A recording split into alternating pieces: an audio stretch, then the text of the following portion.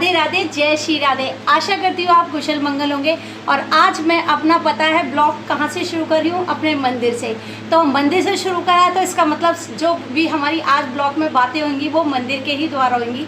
मतलब आपको पता है कि क्या आने वाला है, आने वाली है निर्जला एकादशी, जो सबसे बड़ी एकादशी है। 24 एकादशियों में सबसे बड़ी एकादशी निर्जला एकादशी है। तो बहुत से जने यूँ कंफ्यूज हो रहे हैं कि 17 की है, 18 की है। तो मुझे इसी द्वारा ब्लॉग बनाना पड़ रहा है कि एकादशी कब की है। तो बस मैं अपने इसी आज ब्लॉग के माध्यम से आपको बताना चाहती हूँ कि कब की एकादशी है, 17 की है या 18 की है, हमें व्रत कब रखना है, खोलना है कौन सा, मतलब ये सारी चीज़ें मैं आपको आज अपने ब्लॉग के माध्यम से बताऊँगी। राधे राधे। चलिए अब आगे आपको मैं बताती हूँ। राधे राधे। अभी मैंने आपको बताया है कि आज मैं अपना ब्लॉग के माध्यम से आपको बताना चाहती हूँ कि हमारी जो जेठ मास की सबसे बड़ी एकादशी होती है, मतलब निर्जला एकादशी, उसके बारे में मैं आपको बताना चाहती हूँ। और मैं ये भी बताना चाहूँगी कि ये जेठ की एकादशी जो निर्जला एकादशी है ये कैसे उत्पन्न हुई, मतलब इसकी शुरुआत कैसे हुई। तो इसकी शुरुआत के लिए कुछ हमारी कथाएँ हैं, जो प्राचीन कथाएँ जो हमारे पांडवों से जुड़ी हुई है।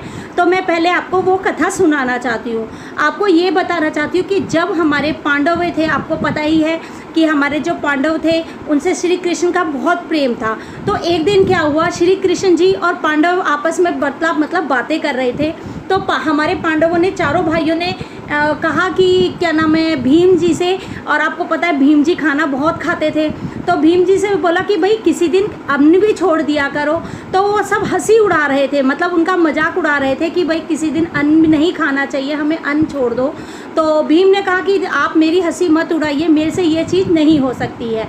तो श्री कृष्ण जी ने कहा कि भीम तुम एक दिन एकादशी का व्रत रखा करो, उस दिन अन्न नहीं खाते। तो भीम ने हाथ जोड़ के कहा, श्री कृष्ण जी आप ये इतनी बड़ी बात कैसे कर रहे हैं, आपको पता ही है कि मैं एकादशी का व्रत नहीं छोड़ सकता, मतलब व्रत नहीं कर सकता, कि मैं एकादशी का व्रत नहीं कर सकता, क्योंकि आपको पता ही है कि मैं बिना भोजन और बिना जल के रह नहीं सकता।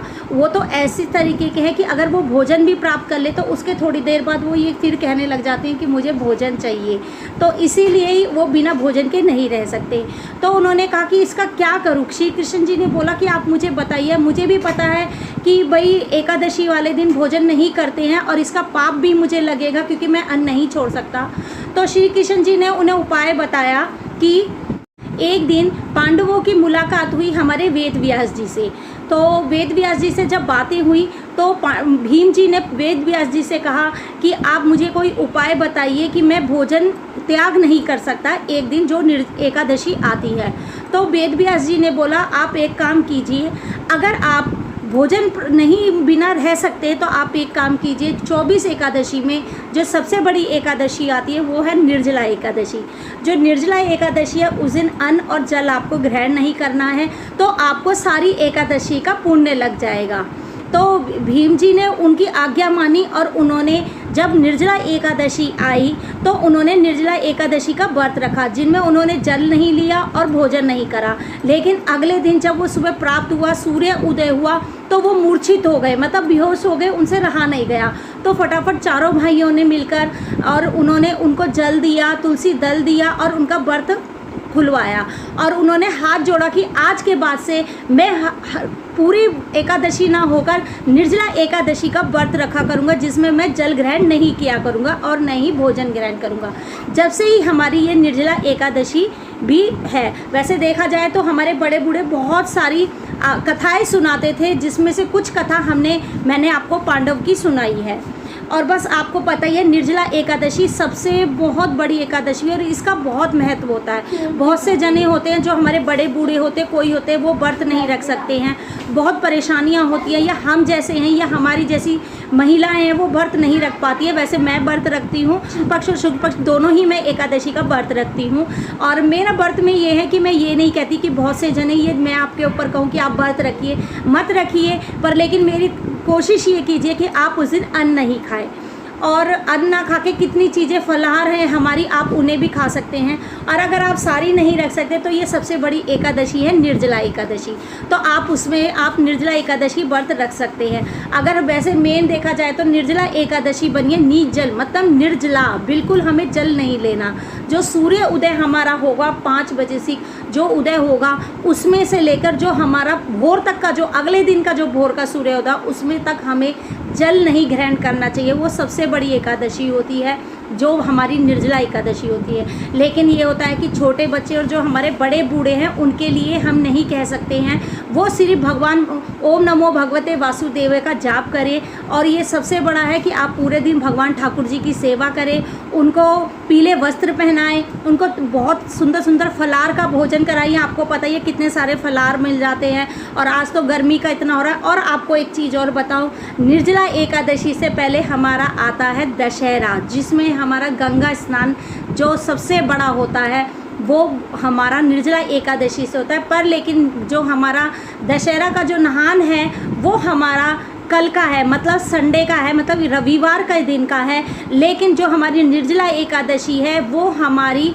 मंगलवार को पड़ रही है, सोमवार को ना करके। सोमवार के दिन वो थोड़ी दोपहर पीछे जो कहा जाता है कि उसमें लग जाएगी, लेकिन हमारा जो हम जो व्रत है वो सूर्य उदय में करते हैं। जो हमारा सूर्य उदय पर जो भी व्रत लगता है एकादशी, वो पूरा दिन ही होता है। तो वो मंगलवार को जो हमारे सूर्य उदय होगा वो हमारी एकादशी में होगा, तो हम वो वाला व्रत रखेंगे। और मतलब मैं यही कहना चाहती हूँ कि आपको पता ही है कि उस दिन हमें भोजन नहीं करना चाहिए, भगवान को हमें खूब फल फ्रूट वगैरह खिलाने चाहिए। आपको पता है गर्मी का मौसम है, हमारे ठाकुर जी को बहुत खूब लगाइए।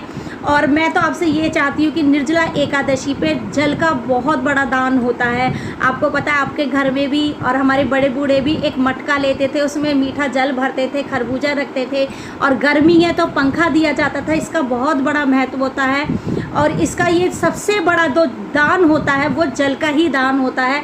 आप भी देखेंगे कि जब निर्जला एकादशी होगी तो जगह जगह जल पिलाया जाता है, मीठा जल। तो मैं आपको अपने ब्लॉग के माध्यम से ये बताना चाहती हूँ कि जब निर्जला एकादशी होगी तो आप कोई मटका, लोटा या जो भी मीठा जल है आप हम किसी को दीजिए, तो वो आपका बहुत बड़ा दान लगेगा। तो बस मैं अपने ब्लॉग के माध्यम से आपको यही बताना चाहती थी कि निर्जला एकादशी का महत्व बहुत बड़ा है। 24 एकादशी में सबसे बड़ी एकादशी होती है निर्जला एकादशी। और आपको मैंने बताया है कि इस व्रत को करने में मनोकामना पूरी होती है। और भगवान विष्णु जी का ध्यान दीजिए, एकादशी माता का ध्यान करिए। सुबह सुबह अपने ठाकुर जी या आपके घर में कोई विष्णु भगवान जी की मूर्ति तस्वीर है उसकी पूजा कीजिए।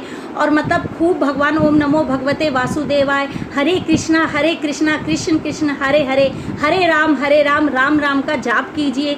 जो भी आपसे किया जाता है माला जाप कीजिए, माला कीजिए। आपने अगर गुरु मंत्र ले रखा है तो गुरु मंत्र का जाप कीजिए। इसका बहुत महत्व होता है, आज मैं आपको बार बार कह रही हूँ। और फिर मैं आपको कह रही हूँ 17 को एकादशी जो हमारा व्रत है वो 17 को नहीं है, 18 तारीख को मंगलवार को हमारा निर्जला एकादशी है। और 19 को हमें अपना व्रत जो है वो समापन करना है। तो अगर आपको मेरा ब्लॉग अच्छा लगा हो तो प्लीज़ इसको लाइक करना, शेयर करना और सब्सक्राइब करना। राधे राधे, जय श्री राधे।